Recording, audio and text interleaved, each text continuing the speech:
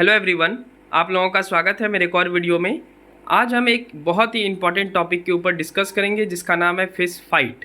Y fish is fighting so popular in aquarium. इस topic के ऊपर आज हम सब डिस्कस करेंगे। सॉरी, मैं थोड़ा इंग्लिश बोल दिया। फिलहाल मैं आता हूँ हिंदी के ऊपर और वापस से आते हैं इस ट्रैक पे। देखिए, यहाँ पे जो है सिक्लेड वेराइटी की फिश है, जैसा कि आप सबको नज़र आ रहा होगा। ये गुण जो है, मतलब फाइटिंग करने का जो गुण है, ये सिक्लेड वैरायटी की फ़िश में बहुत ज़्यादा है। तो इसलिए मैं ये वाला टैंक के ऊपर मैं आज डिस्कस करने वाला हूँ और आप क्या ऐसा काम करेंगे सिक्लेड टैंक में जिससे आपकी फ़िश फाइटिंग जो है वो रुक जाएगी। ठीक है, चलिए एक एक करके बात समझेंगे आप सब। और यहाँ पे जो है ये रूस और यूक्रेन के बीच अभी थोड़ी देर पहले युद्ध हो ही रहा था।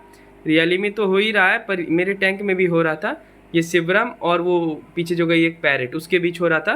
फिलहाल आते हैं वापस से अपने टॉपिक के ऊपर। तो सबसे पहला जो मुख्य कारण है कोई भी फिशेस की फाइटिंग करने की, वो है उसका नेचर। ठीक है, नेचर इसलिए मैं बोलूँगा कि गोल्ड फिश फाइट नहीं करती है, लेकिन सिक्लेड वैरायटी की फ़िश जो है वो बहुत फाइटिंग करती है, ये आपको बात पता है। ठीक है, तो ये सारे फिश जो दिख रहा है आपको, ये अमेरिकन सिक्लेड की वैरायटी है। इसमें से कुछ बहुत ज़्यादा एग्रेसिव है, मतलब इस पूरे फिश में दो फिश मैं आपको बताता हूँ कौन कौन एग्रेसिव है। एक तो ये पैरेट हो गया एग्रेसिव, ठीक है, ये मतलब 100% एग्रेसिव है। और वो जो पीछे देख रहे हैं आप, येलो इस पूंछ वाली ग्रीन टेरर, ये बहुत ज़्यादा एग्रेसिव है। यहाँ पे सिंगल है तो थोड़ा सा एग्रेशन इसका कम है, अगर ये पेयर में हो तो फिर ये पैरेट वगैरह किसी को नहीं छोड़ने वाली है। ये दोनों जैसे देखिए पेयर बना चुकी है ये दोनों, और ये दोनों भी पेयर है, उधर होगा एक ये और इसका यहाँ पे है। ठीक है, ये दोनों पेयर है। अगर तीसरे नंबर की इस टैंक की बात करें कि कौन ज़्यादा एग्रेसिव है, तो ये कोविड सिक्लेड है। देख सकते हैं ये कोविड सिक्लेड जो है ये भी बहुत ज़्यादा एग्रेसिव है। ये छोटी है बेचारी, इसलिए अभी अपना एग्रेशन शो नहीं कर पाती। ये भी पेयर में है।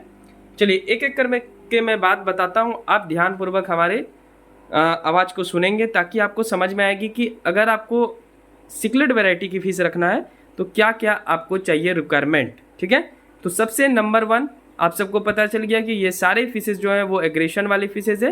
तो आपको सबसे नंबर 1 आपको टैंक साइज बड़ा रखना है, जितना बड़ा हो सके उतना। अब बहुत सारे व्यूवर्स बोलेंगे कि कितना बड़ा, 3 फीट 2 फीट? नहीं, सिक्लेड वैरायटी की फिश कम से कम जो है इसके लिए रिक्वायरमेंट चाहिए 4 फीट। तो ये 4 फीट की टैंक है। ये मैं सबसे छोटी साइज की बात कर रहा हूँ। ठीक है, इससे आगे आपको बढ़ना है, अगर बजट में है तो आगे जाइए। ठीक है, 5 फीट 6 फीट, इससे क्या होगा कि एग्रेशन हद तक कम रहेगा। 4 फीट में भी आप देख रहे हैं मेरी कोई फिशेज एक दूसरे को उतनी अटैक नहीं करती है। देख सकते हैं सिब्रम पैरेट के पास चली गई है। ये सिक्लेड वैरायटी जो ऊपर में कोविड दौड़ रही है, उधर फायर माउथ है ग्रीन टेरर, उतनी ज़्यादा एग्रेशन नहीं शो करती है। तो मैं अपना जो अनुभव है वही बताता हूँ आप सबको। तो सबसे नंबर 1 आपको टैंक बड़ा लेना है, 4 फीट मिनिमम है, मैक्सिमम आप जहाँ तक जा सकते हैं, ये आपके ऊपर डिपेंड करता है।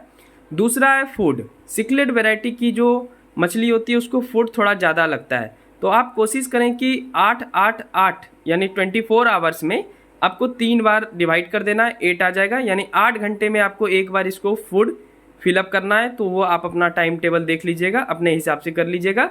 3 बार फीड देंगे और सारे मछली जब फीड ले लेंगे, ज़्यादा नहीं डालना है, थोड़ा थोड़ा ही डालना है, पर 3 बार आपको इसमें फीड देना है। ये आप करके देखिए, आपका एग्रेशन रुक जाएगा। 2 हो गया।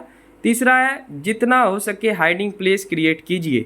देखिए कल जो आपको मैं टैंक दिखा रहा था, जिस दिन मैं फिश अनबॉक्सिंग कर रहे थे, इसके पिछले वाला वीडियो, उसमें आप देखे होंगे ये सारे मैं जो हाइडिंग प्लेस है ये नहीं था, लेकिन मैं कल कुछ नया फिश ऐड किया तो एग्रेशन शो करेगी पुरानी फिशेज। तो उसको चकमा देने के लिए मैंने क्या किया, पहले तो फूड डाला।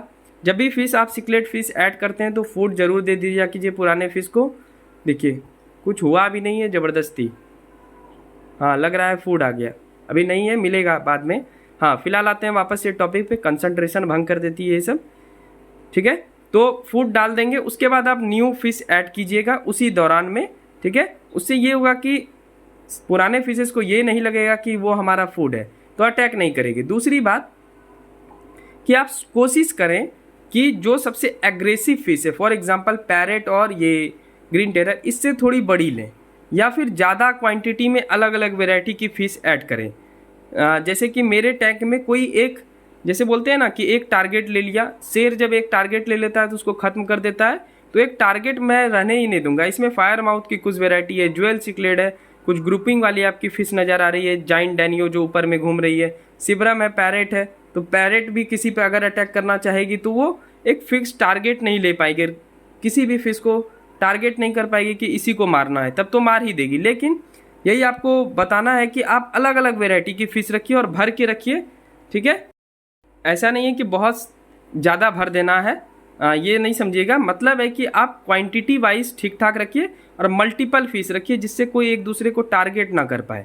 और सिवरम फिश जब भी आप रखते हैं, ये स्पेशल गाइडलाइंस है, पैरेट फिश से बड़ा रहना चाहिए या उसके सेम साइज का रहना चाहिए। तो सिवरम फिश मेरी देख सकते हैं, ये ऑरेंज सिवरम है, बहुत ज़बरदस्त कलर हो रहा है इसका, देख सकते हैं कितनी ज़बरदस्त कलर है। ये पैरेट कितना बड़ा है, पैरेट थोड़ी मॉन्स्टर है पर पैरेट उतनी कुछ करती नहीं है हमारी, इस वो खुद देख सकते हैं डर जाती है कभी कभी। लेकिन फूड इंपॉर्टेंट है, आपको 3 बार फूड जरूर देना चाहिए। पहला रिक्वायरमेंट समझ गए, टैंक बड़ा, फूड। अब आते हैं वापस से हाइडिंग प्लेस की मैं बात कर रहा था।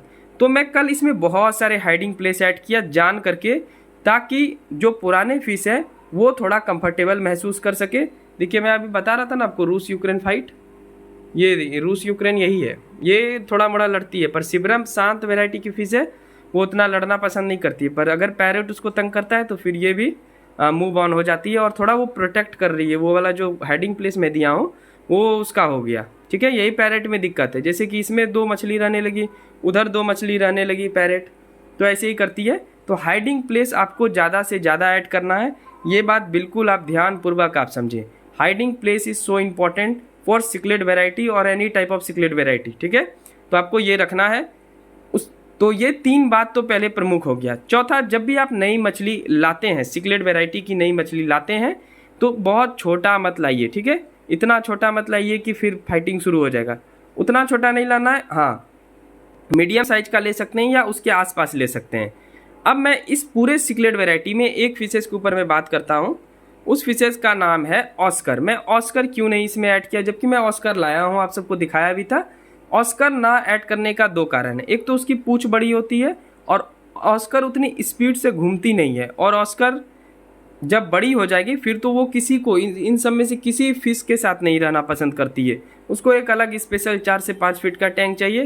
मतलब उसको रिवर मॉन्स्टर इसलिए बोला जाता है, और वो डॉग है, रिवर डॉग है, वो सेम बिहेवियर है उसका, एग्रेशन शो करेगी और इन सब फिशेस को ऐड कर जाएगी। मतलब जैसे ये इतनी छोटी है, कोविड सिक्लेट आपको दिख रहा है, इसको आसानी से खा जाएगी ऑस्कर, इसलिए मैं इसमें ऑस्कर वगैरह ऐड नहीं किया। अगर अभी मैं इसमें ऑस्कर ऐड करूँगा तो जितने भी ये सारी सिक्लेट आप देख रहे हैं, फायर माउथ सिक्लेट हो गया, उधर फिर ग्रीन टेरर हो गया, उधर कुछ टेक्सास वगैरह छिपी हुई है, तो वो सब जो है ऑस्कर के फिन को बहुत निप करेगी, जो कि मुझे नहीं लगता ऐसे ही। और ऑस्कर उतनी स्पीड वाली मछली नहीं है कि यहाँ से वहाँ हमेशा घूमते रहेगी, वो शांति से बैठना चाहती है और अपने कम्युनिटी के साथ ज़्यादा कंफर्टेबल महसूस करती है, इसलिए मैं उसको अलग से ही टैंक में रखा हूँ। वो कुछ दूसरे वैरायटी के साथ मैं उसको ऐड करूँगा, वो मैं आपको दिखाऊँगा ही।